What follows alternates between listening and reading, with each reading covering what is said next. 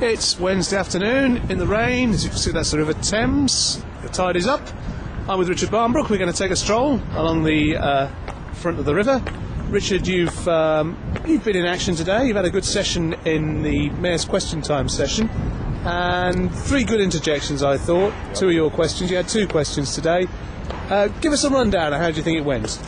Yes, it was a good day. The first one was that Boris was faced with the questions coming across with his monthly review of his activities in London regards to credit crunch. That's what it pretty much came to.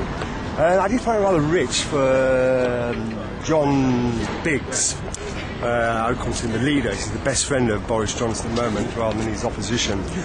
Sort of making comments about the elderly and the impoverished in London, having a hard deal with constant taxation and elements of housing problems and issues really dealing with the vulnerable in London. To actually make these comments to Boris, when, if I correct me if I'm wrong, it's Labour, after 10 years, they've been putting forward a programme of privatising profit while nationalising debt. So I find it really quite hypocritical, a Labour representative questioning the values of the poorer people in the London community. The second issue that came up, which I think was very important, which follows on pretty much from that, was the question to the Mayor, Boris, your Mayor Boris, I get his name out, asking if he'd put a freeze both on his wage, his advisors' wages, and also carry it through to make a strong suggestion to the members, all 25 members of the GLA, to actually freeze their wages. Of course, Boris said, well, we're not quite sure about this. I said, well, you've got plenty of time, Boris. You've got until November before the first initial budget is submitted to the Chamber. Well, I'm not quite sure if we can do that. It's up to individuals. So I thought, Boris, you really are avoiding the questions. You're being evasive on these. It's my job to pull you up and ask for a clear question. No more comment. So therefore, I was forced to actually bring out a day's wage, £140, put it on the table and said, right, OK, which of you here are going to actually match this? All they can do is look up in the air, look to each other, start scratching the earlobes. So my own comment was, well, while these buffoons and these ostriches are messing around, this is going to go forward. This is going to go to a needy, elderly charity. And I said, Boris, your wage is far more than this. How about you contributing? By this time, they're all turning away in humiliation and embarrassment.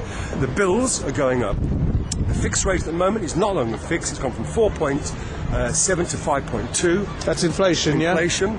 The gas has gone up 30% in the last 6 months. Electricity, 50%. Food has gone up 10%. It's going to be a clear situation for elderly people to decide whether they eat or heat. They either heat themselves or they die of starvation. If they eat, they'll probably die of hypothermia. Yeah. Thank you, sir, on this.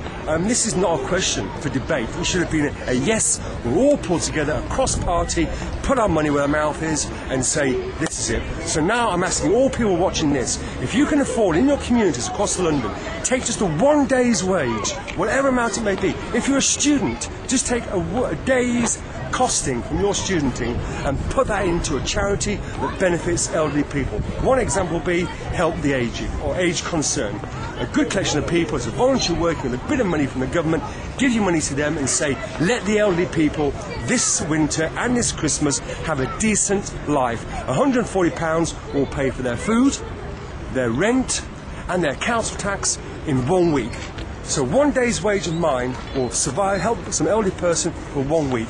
Yeah, it's not charity these old people want, really. It's a bit of dignity, isn't it, in their old age? I mean, we're talking about people, some of whom have fought in the war, who've gone through the war, who are basically being left to die of hypothermia, aren't they? It's like euthanasia, eugenics, isn't it, this policy? And it's quite right that you should make a very forceful gesture like that. I think Boris actually agreed to it in principle, didn't he? He did. He was humming and hawing, and I'm hoping that behind the scene, he won't say it to me, let's leave politics behind. Behind the scene, he takes a day's wage and puts it into some elderly trust fund. Yeah. Or not much trust fund, but some charity that'll help the aged over these winter months. It's drizzling at the moment. It's been a quite mild start to the autumn, but I'm willing to believe that come December, January or February, the freeze will set in, and that is when it will affect the elderly.